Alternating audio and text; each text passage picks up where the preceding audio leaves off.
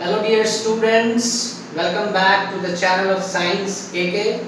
I hope you must all be fine at your home. So आज हम लोग start करने जा रहे हैं फिजिक्स क्लास 9th का, ठीक है।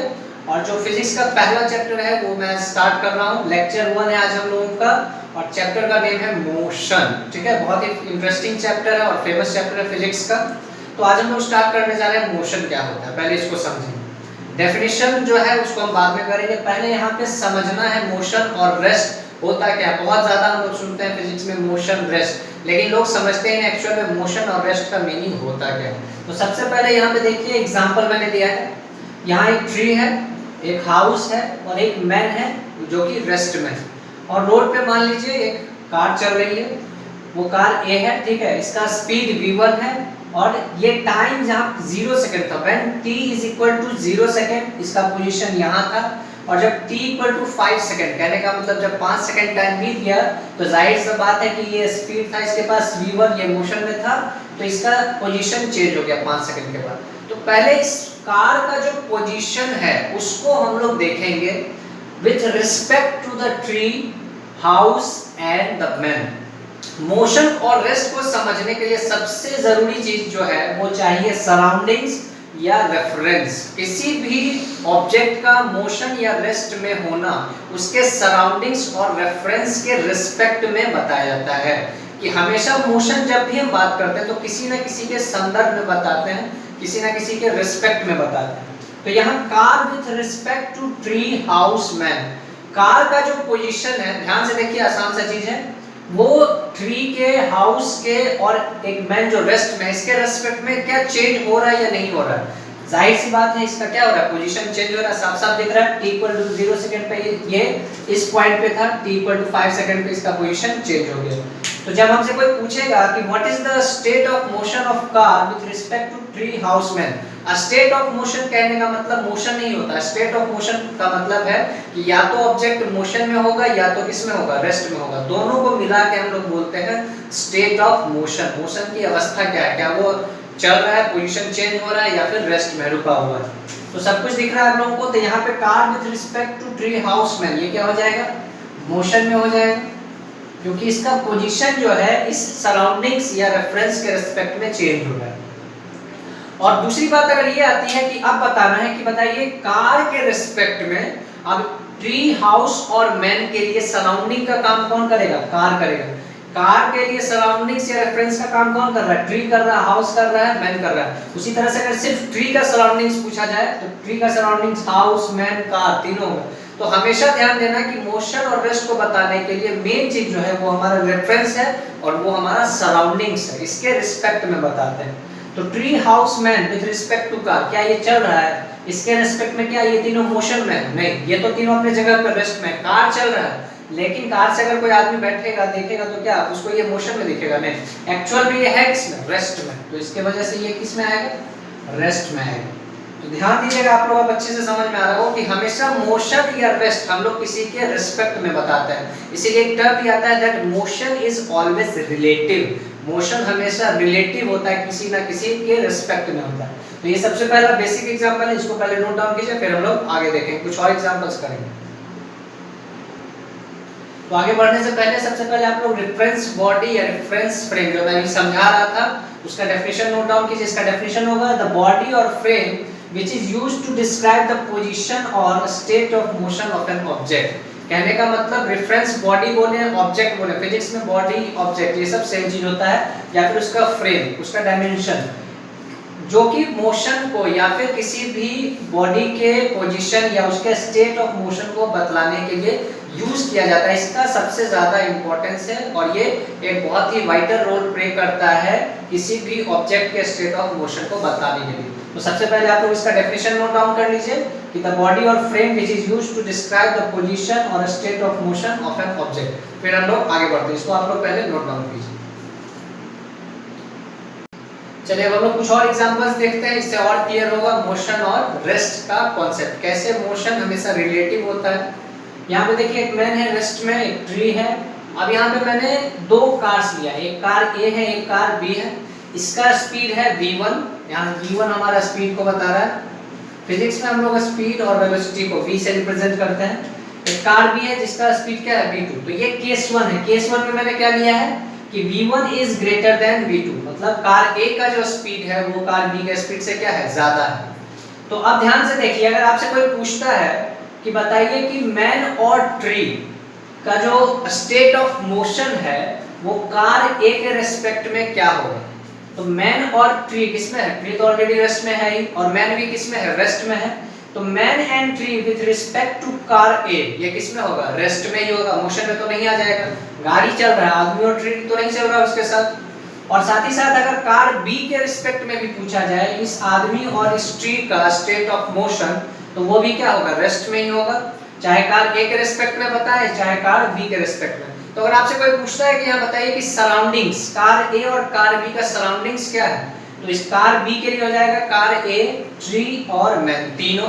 मैन के लिए अगर पूछा जाएगा तो कार ए, कार बी और ट्री, और ट्री के लिए अगर पूछा जाएगा तो कार ए, कार बी और मैन। समझ में आ रहा? तो ये डिपेंड करता है सराउंडिंग्स पे, रेफरेंस पे, मोशन का स्टेट बताना। ठीक है, अब बात करते हैं हम लोग कार ए के बारे में। तो कार ए का क्या है, अभी v1 स्पीड से ये चल रहा है, इसका पोजीशन क्या हो रहा है, चेंज हो रहा है। तो कार ए का with respect to car B, man और ट्री, इसका अगर कोई आपसे स्टेट ऑफ मोशन पूछता है तो क्या होगा, ये होगा मोशन में। जाहिर सी बात है इसका पोजीशन इसके सराउंडिंग्स के रिस्पेक्ट में क्या हो रहा है, चेंज हो रहा है। और वहीं अगर कोई कार बी का स्टेट ऑफ मोशन पूछते हैं कार ए, मैन और ट्री के रिस्पेक्ट में, तो वो भी किसमें होगा, मोशन में होगा।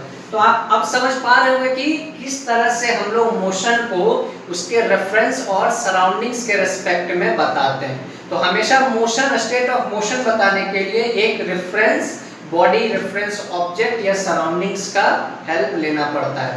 इसीलिए मोशन जो होता है हमेशा रिलेटिव कहलाता है। तो सबसे पहले आप लोग इसको नोट डाउन कीजिए, फिर हम लोग केस 2 देखेंगे इसी का, केस 2 क्या लेना है इस पर। चलिए अब हम लोग देखते हैं हमारा केस 2, सब कुछ सेम है। अब हम लोगों ने केस 2 क्या देखना है कि v1 और v2 यहाँ पे इक्वल है। कहने का मतलब अब जो दोनों गाड़ियां हैं दोनों का स्पीड क्या है, सेम है। तो अब हमको बताना है स्टेट ऑफ मोशन। तो सबसे पहले man and tree with respect to car A and B, तो ये तो अभी भी रेस्ट में ही रहेगा, इसके स्पीड सेम होने से इनके स्टेट ऑफ मोशन में कोई फर्क नहीं पड़ेगा। Car A with respect to tree and man, car A का अगर स्टेट ऑफ मोशन पूछा जाए मैन और ट्री के रिस्पेक्ट में तो मोशन में होगा, इसका पोजीशन सराउंडिंग्स के रिस्पेक्ट में चेंज हो रहा है। फिर कार बी का अगर उसी तरह से पूछा जाए स्टेट ऑफ मोशन बताइए with respect to man and tree, तो इसका भी पोजीशन मैन और ट्री के रिस्पेक्ट में क्या हो रहा है, चेंज हो रहा है, that means it is in motion. Main जो कांसेप्ट मैं यहाँ पे सिखाना चाह रहा हूँ वो है कार ए और कार बी के आपस में स्टेट ऑफ मोशन के बारे में। यहाँ पे ध्यान से देखिए कि टाइम जब 0 सेकंड था तो कार ए का पोजीशन और कार बी का पोजीशन पैरेलल, एक रोड पे दोनों गाड़ियां चल रही हैं एक दूसरे के पैरेलल, तो सेम पोजीशन है। टाइम जब 0 से 2 सेकंड हो गया तो कार ए भी इसी पोजीशन पे है और कार बी भी उसी के जस्ट पैरेलल सेम पोजीशन पे है। इसका रीजन क्या है कि दोनों का स्पीड क्या है, सेम है। तो मान लीजिए कार ए में बैठा हुआ कोई ड्राइवर अगर कार बी के ड्राइवर की तरफ देखे, जब टाइम 0 सेकंड था तो दोनों एक दूसरे को आमने सामने मिलेंगे। टाइम जब बढ़ के 2 सेकंड हो गया फिर कार बी का ड्राइवर इस पर देख रहा है की तरफ, तो वो फिर क्या पाएगा कि कार ए का ड्राइवर जस्ट उसके सामने में। फिर मान लीजिए टाइम बढ़ के 5 सेकंड हो गया तो कार ए का ड्राइवर फिर से देखता है, फिर देखता है कि बी वाला उसके जस्ट सामने में। तो इससे क्या समझ में आ रहा है कि दोनों का पोजीशन एक दूसरे के रिस्पेक्ट में क्या चेंज हो रहा है या नहीं हो रहा है, नहीं हो रहा है। पोजीशन चेंज इसलिए नहीं हो रहा है क्योंकि अगर पोजीशन चेंज होता तो कार ए का ड्राइवर जब उसको देखता अपने जस्ट अपोजिट तो कार बी वहां पे नहीं होनी चाहिए थी, लेकिन उसको हर बार वो दोनों एक दूसरे को जस्ट अपोजिट आमने सामने पा रहे हैं। तो car A with respect to B, हालांकि दोनों गाड़ियां मोशन में हैं लेकिन इसके सराउंडिंग्स के रिस्पेक्ट में, लेकिन अगर वही बात आ जाती है कि दोनों आपस में क्या होंगे तो car A with respect to B, अब ये मोशन में नहीं, अब ये क्या हो जाएगा, रेस्ट में हो जाएगा। तो यही सबसे मेन कॉन्सेप्ट है जो मैं बताना चाह रहा था। उसी तरह से कार बी का अगर स्टेट ऑफ मोशन ए के रिस्पेक्ट में पूछा जाए तो ये भी क्या हो जाएगा, रेस्ट में। और इसका रीजन क्या है, इसका रीजन बस इतना है कि दोनों का पोजीशन एक दूसरे के रिस्पेक्ट में चेंज नहीं हो रहा है। ट्री और मैन के लिए दोनों का पोजीशन चेंज हो रहा है लेकिन आपस में एक दूसरे के लिए दोनों का पोजीशन चेंज नहीं हो रहा। और मोशन और रेस्ट का डेफिनेशन यही कहता है कि if the position of an object changes with respect to surroundings and time. तो सबसे पहले इसको समझना जरूरी था, तो आप लोग पहले इसको नोट डाउन कीजिए। नोट डाउन करने के बाद अब मैं डेफिनेशन करवाऊंगा मोशन और रेस्ट का। तो सबसे पहला काम आप लोग कीजिए कि इसको नोट डाउन कीजिए, सही से बनाइए, और यहाँ पे दोनों के स्टेट ऑफ मोशन को with respect to each other इसको आप लोग पहले समझिए। सबसे पहले इसको नोट डाउन कीजिए, फिर हम लोग आगे बढ़ते हैं।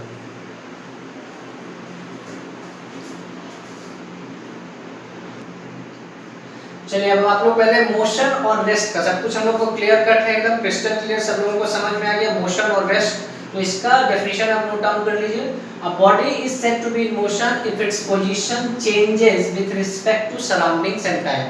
किसी भी ऑब्जेक्ट या बॉडी को मोशन में तभी कहा जाएगा जब उसका पोजीशन उसके सराउंडिंग्स या रेफरेंस और टाइम के रिस्पेक्ट में चेंज होता है।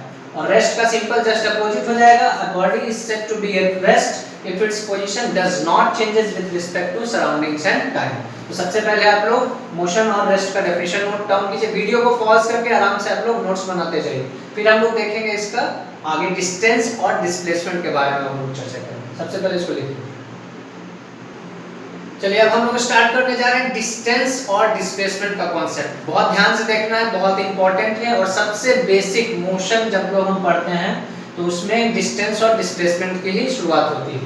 तो मान लीजिए यहाँ पे कोई लड़का है, आप ही की तरह स्टूडेंट है, वो अपने घर पोजीशन ए से अपने स्कूल की तरफ जा रहा है, और बीच में मान लीजिए वो अपने दोस्त के घर जो कि पोजीशन बी पे है, पॉइंट बी पे है, वहाँ जा रहा है। तो ये ए से पहले चलना शुरू किया, ए से मूव करके बी पे पहुंचा अपने दोस्त के यहाँ, फिर वहाँ दोस्त से मिलने के बाद वो गया बी से सी की तरफ। ठीक है, तो ए से बी का जो डिस्टेंस था वो 4 किलोमीटर था, और बी से सी का जो डिस्टेंस था वो 3 किलोमीटर था।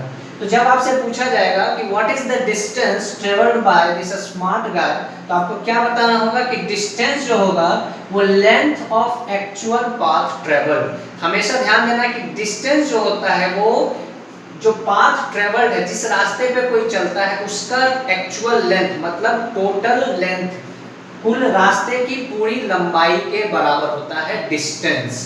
तो डिस्टेंस इक्वल टू क्या हो जाएगा यहाँ पे AB प्लस BC, 4 + 3 = 7 किलोमीटर। तो यहाँ हम लोगों ने डिस्टेंस फाइंड आउट कर लिया कि जो स्मार्ट बॉय था इसने स्कूल तक जाने में कितना डिस्टेंस ट्रेवल किया, 4 kilometre plus 3 kilometre, that is equal to 7 kilometre. तो सबसे पहले इसको नोट डाउन कीजिए, फिर मैं बताऊंगा डिस्प्लेसमेंट। अब डिस्प्लेसमेंट निकालेंगे तो वहाँ इस तरह से नहीं निकलेगा, थोड़ा सा वहाँ पे हम लोग ट्रैक को चेंज करेंगे। तो सबसे पहले आप लोग इसको लिखिए। सो अब हम लोग देखेंगे डिस्प्लेसमेंट क्या होता है। इसी तो A से B गया लड़का, फिर वहां से कहां तक गया, B से C गया, तो डिस्टेंस तो टोटल पाथ ट्रैवल हो गया। लेकिन जब हम लोग डिस्प्लेसमेंट की बात करते हैं तो डिस्प्लेसमेंट का डेफिनेशन है shortest path between initial and final point. Initial point मतलब जहां से शुरुआत हुआ, और फाइनल पॉइंट जहां पे वो पहुंचा, लास्ट पॉइंट। तो यहाँ पे इनिशियल पॉइंट हमारा A है, और यहाँ पे क्या है, लास्ट पॉइंट या फाइनल पॉइंट हमारा क्या है, C। तो डिस्प्लेसमेंट किसी भी दो इनिशियल और फाइनल पॉइंट के बीच का सबसे छोटा रास्ता, वही हमारा कहलाता है डिस्प्लेसमेंट। और डिस्प्लेसमेंट जो होता है वो हमेशा स्ट्रेट लाइन होता है। क्या होता है, स्ट्रेट लाइन। याद रखना है कि डिस्प्लेसमेंट जो होगा कभी भी फिजिक्स में हमेशा शॉर्टेस्ट डिस्टेंस, और शॉर्टेस्ट डिस्टेंस हमेशा एक स्ट्रेट लाइन होता है। तो हम लोग यहाँ पे A और C को क्या करेंगे, मीट करवा देंगे, तो ये हमारा डिस्प्लेसमेंट के इक्वल हो जाएगा। तो डिस्प्लेसमेंट हमारा किसके बराबर, AC के बराबर। इसको फाइंड कैसे करेंगे, थोड़ा सा हम लोग मैथ्स में जाएंगे। यहाँ पे एक राइट एंगल ट्रायंगल बन रहा है, और आप लोगों ने मैथ्स में पढ़ा होगा पाइथागोरस थ्योरम। तो पाइथागोरस थ्योरम क्या कहता है, AC इसका हाइपोटेनस है, तो AC² = AB² plus BC², AC² = 4 का स्क्वायर 16, 3 का स्क्वायर 9, और AC बराबर क्या हो जाएगा, √25, that will be equal to 5 kilometre. तो हमारा जो डिस्प्लेसमेंट निकल गया वो कितना निकला, 5 किलोमीटर। तो आप लोग यहाँ पे देख रहे हैं कि जब हमने डिस्टेंस निकाला तो डिस्टेंस हमारा आया था 7 किलोमीटर, और जब हमने डिस्प्लेसमेंट निकाला तो ये आ रहा है 5 किलोमीटर। कहने का मतलब डिस्प्लेसमेंट जो है वो डिस्टेंस से क्या है, छोटा है। तो हमेशा याद रखना है कि डिस्प्लेसमेंट कभी भी डिस्टेंस से बड़ा नहीं हो सकता है, उसके बराबर हो सकता है कभी, लेकिन उससे बड़ा नहीं हो सकता है। इसको समझना है। तो यहाँ पे डिस्प्लेसमेंट हमारा 5 किलोमीटर आ गया। तो इस तरह के बहुत सारे क्वेश्चंस आपके बुक में भी होंगे। तो सबसे पहले आप लोग इसको नोट डाउन कीजिए, फिर हम लोग सर्किल में पढ़ेंगे सर्कुलर मोशन में डिस्टेंस और डिस्प्लेसमेंट कैसे फाइंड करते हैं। इसको पहले लिख लीजिए आप। चलिए अब हम लोग देखेंगे सर्कुलर मोशन में डिस्टेंस और डिस्प्लेसमेंट कैसे फाइंड आउट करते हैं। इस तरह का भी बहुत सारा क्वेश्चंस होगा एसचन में, एनसीईआरटी में, प्रदीप में, तो इसको देखिए। मान लीजिए एक सर्कुलर मोशन है, मान लीजिए यहाँ से कोई लड़का चलना शुरू किया पॉइंट ए से, हमको गिवन है ही टेक्स 2 कंप्लीट राउंड, वो 2 कंप्लीट राउंड इस सर्कुलर मोशन में लगाता है। हमको फाइंड करना है डिस्टेंस और डिस्प्लेसमेंट। तो डिस्टेंस मैंने भी जस्ट बताया था कि डिस्टेंस होता है length of total path travel, जितना एक्चुअल लेंथ होगा पूरे रास्ते का उसके लंबाई के बराबर। और सर्कल में आप लोग जानते हैं कि जो डिस्टेंस होता है वो उसके सरकमफेरेंस के इक्वल होगा, और सरकमफेरेंस ऑफ सर्कल क्या होता है हमारा, that is equal to 2 pi r। तो यहाँ पे ध्यान दीजिएगा कि अभी हम लोगों ने क्या निकालना है, इसका डिस्टेंस निकालना है। तो यहाँ पे पहले हम लोग एक चक्कर का निकालेंगे, तो एक चक्कर लगाने में तो कितना डिस्टेंस ट्रेवल करेगा, that will be equal to 2 pi r, 2 * 22/7 * 7, तो 7 7 कट गया, ये क्या गया 44 मीटर। और ये हमारा डिस्टेंस जो आया वो एक राउंड का है। कितना राउंड का है, एक राउंड का। क्वेश्चन में कितना पूछा है हमारा, 2 राउंड्स का। तो अब इसमें हम लोग क्या कर देंगे, 2 * 44, that will be equal to 88 metre. तो ये हमारा हो गया distance, that is the required distance of the circular motion.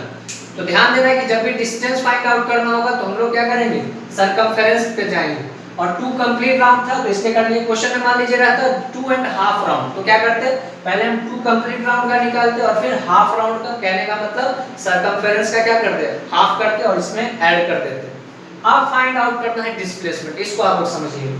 Displacement का कॉन्सेप्ट मैंने बताया था कि shortest distance between initial and final point. तो जब ये 2 कंप्लीट राउंड लगाएगा, कहने का मतलब ए से स्टार्ट करेगा, एक चक्कर लगाएगा, वापस ए पे आएगा, फिर यहाँ से स्टार्ट करेगा और वापस किस पे आएगा, ए पे ही आएगा।